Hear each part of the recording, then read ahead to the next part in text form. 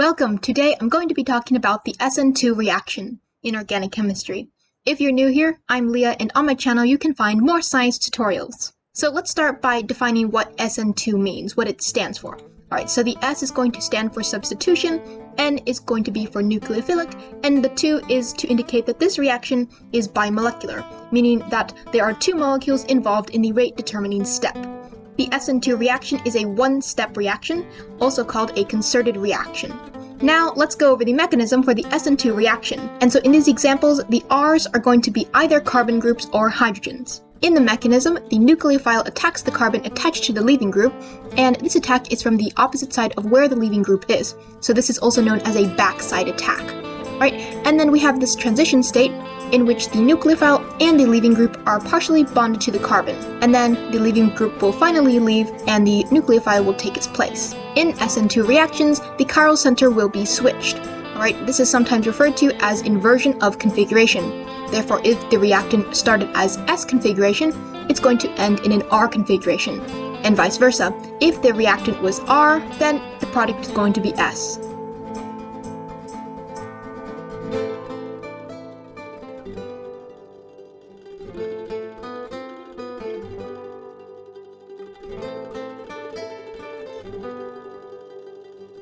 Now let's talk a little bit about the nucleophile. Right, so this nucleophile is going to be the one that's going to be attacking that carbon.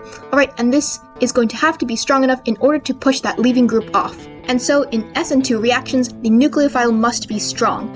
Alright, and here I have given some examples of strong nucleophiles. As a general note, strong nucleophiles will usually have negative charges. Now let's talk about the solvent. So in SN2 reactions, these are going to prefer polar aprotic solvents. Alright, and here are some examples. Using other types of solvents for SN2 reactions is still possible, however, those reactions will take place at a very slow rate and will not be very useful in a practical sense. Now let's talk about the rate of the reaction. So what are some things that affect how fast the SN2 reaction can go? Alright, so some of these things we've already mentioned. They are the solvent, the nucleophile strength, and in addition, rate also depends on how substituted the carbon with the leaving group is. Okay, so how substituted the alkyl halide is, aka, how substituted the substrate is. In this diagram, we can see how well some of these substrates are at reacting for SN2. So on the left, we have the best, such as methyl, carbons, primary carbons, and secondary carbons, but looking at tertiary, this is going to be the worst because it is too sterically hindered at that tertiary carbon to be of any practical use, okay? So it's basically like the nucleophile cannot get in there because it's way too crowded, right? There's too much steric hindrance going on, and so the nucleophile will have a very low chance of actually attacking that carbon and reaching it. Alright, and so these reactions are just way too slow to be of any use. Now, also I want to mention the stability of the leaving group and how this can affect the rate. Right, so with better leaving groups, we have faster SN2 reactions, and with worse leaving groups, we have slower SN2 reactions.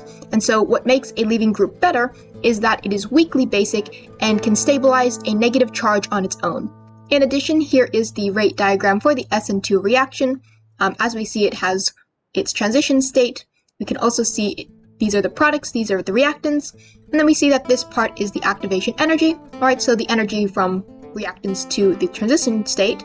And then finally, we have this heat of reaction, or how much energy is being lost between the reactants and products. Alright, and that wraps up our summary of the keynotes for the SN2 reaction. Thank you so much for watching.